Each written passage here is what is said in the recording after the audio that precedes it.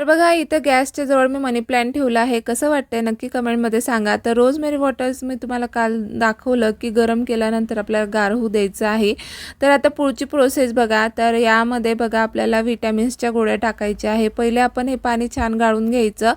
तर मी ई आणि डी व्हिटॅमिन्सच्या गोळ्या आणल्या आहे. मेडिकलमध्ये आपल्याला सगळ्या ठिकाणी ह्या भेटून जातात आणि यामध्ये ऑइल असतं. तर हे आपल्याला कट करून यामध्ये ऑइल पाण्यामध्ये मिक्स करायचं आहे आणि या गोळ्या ज्या असतात ना, आपण होममेड ऑइल बनवतो ना घरी आयुर्वेदिक, तर त्याच्यामध्ये सुद्धा वापरलं जातं आणि आपण यामध्ये सुद्धा वापरू शकतो. म्हणजे याच्याने ना आपल्या केसांची ग्रोथ चांगली होते, वाढतात, सिल्की पण होतात.